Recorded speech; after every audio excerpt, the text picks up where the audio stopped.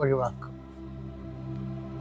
ആ സമസ്തത്തിന് ബൈബിൾ വിളിക്കുന്ന പേരാണ് ലോകം. ലോകം എന്ന് വെച്ച് കഴിഞ്ഞാൽ യേശുക്രിസ്തു ഒഴിച്ച് ബാക്കിയോടെ എല്ലാത്തിനും ബൈബിൾ വിളിക്കുന്ന പേരാണ് ലോകം. എന്നിട്ട് ഈ സമസ്തവും നേടിയാലും നീ യേശുക്രിസ്തുവിനെ ഒഴിവാക്കിയാൽ ആത്മാവ് നഷ്ടപ്പെടും. എന്ത് പ്രയോജനം? അതാണ് വിഷയം. അപ്പം നമ്മളെ പോലുള്ള ഒരു ഓപ്ഷൻ ഇതാണ്: സമസ്തം ഒഴിവാക്കുക, യേശുക്രിസ്തുവിനെ നേടുക.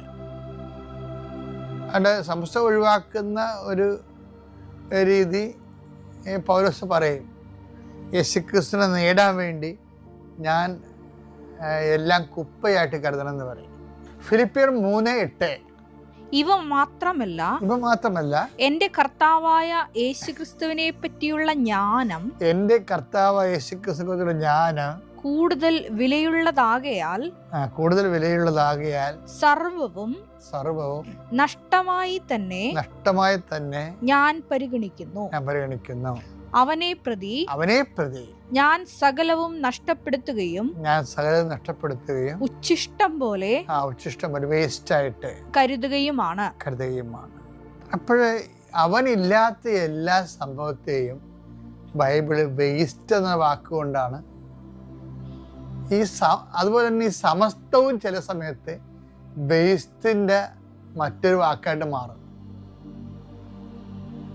അത് ഈ ക്രിസ്തു അവിടെ ഒരു കക്ഷിയല്ല എന്നുണ്ടെങ്കിൽ, അപ്പോൾ നിങ്ങൾ എന്നോട് ചോദിക്കും, ഇതൊക്കെ സത്യമാണോ എന്ന് ചോദിച്ചാൽ, ശരിക്കും പറഞ്ഞാൽ ഇതെല്ലാം ഒരു പാസ്വേഡ് ഉണ്ടാകുന്ന ഒരു വിഷയമാണ്. ഇപ്പം ചില ആപ്പൊക്കെ ഓപ്പൺ ചെയ്യണമെങ്കിലും, ഇപ്പം തന്നെ ചിലരുടെ മൊബൈൽ നമ്മൾ തുറക്കണമെങ്കിലും ഒക്കെ ആ മൊബൈലിൻ്റെ പാസ്വേഡ് ഇല്ലേ, അതുപോലെ തന്നെയാണ് എല്ലാത്തിനും പാസ്വേഡ് ഉണ്ട്.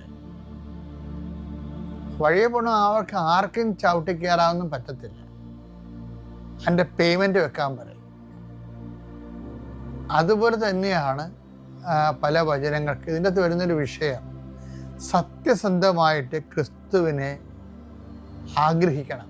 പരമപിതാവ് നമുക്ക് തരുന്നതിന് ഒരു പഞ്ഞവുമില്ല. കാര്യം ഒന്നും കരുതി വെക്കാതെ ക്രിസ്തു